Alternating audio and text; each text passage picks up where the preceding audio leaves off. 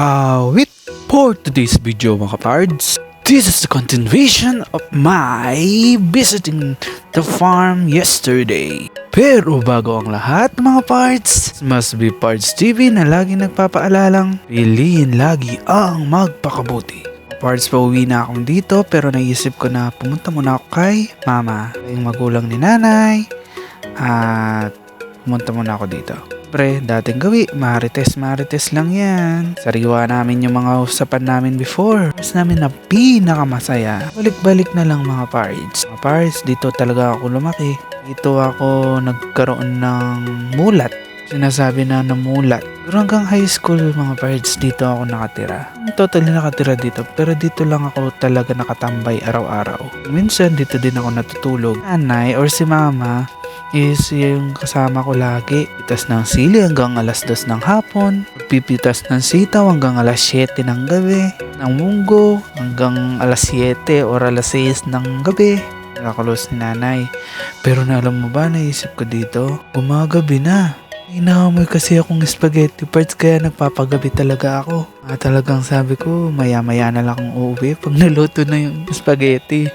Iba din pala yung technique mo sa pagmamarites. Inaamoy ka ng pagkain, magpapagabi ka para lang meron kang takeout. Bre, pinamerienda na ako dito, syempre iba yung takeout. Alam mo naman, mahal na mahal ako, hindi ako nakakalimutan ipagpa-takeout. Na din akong hindi pumupunta dito. Pero January pa yung last kong punta dito. Isip ko, alam mo ba, medyo pagabi na dito. Ang sarap ng usapan namin ni nanay, ni tito dyan, tsaka ni tatay Joel. Papatuloy, sabi ni nanay, gusto mo bang kape? Unay, wag na. Ay pa yung tubig na malamig. Inom ako ng tubig malamig dyan din. Tapos pinag-uusapan din namin dito yung mga medical result. Like in sugar, yung mga high blood or BP, nag-uusapan namin. Pero naisip ko talaga, umuwi na ako kaya inatid ako ni tatay. Diba? Alam mo ba? Inatid ako ni tatay. Tapos may pa-takeout pa akong spaghetti. O diba? Parang may birthday. In advance yung birthday ko. Uy! Birthday reveal naman dyan mga pards. Mga pards.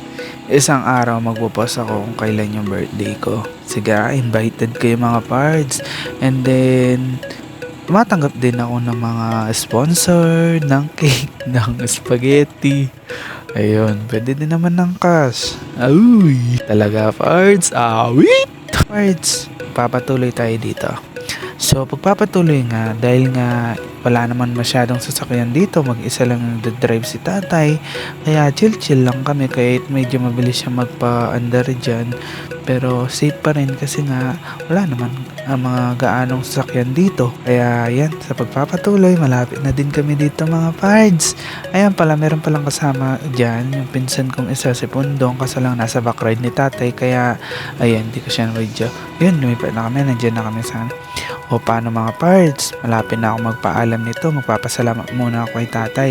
O tay, thank you sa pagpatid sa akin. Ingat kayo pa uwi. O yun, papasok na ako kasi maliligo pa nga ako. Mga pards, paano yan? Hanggang dito na lang. Thank you for watching and follow for more.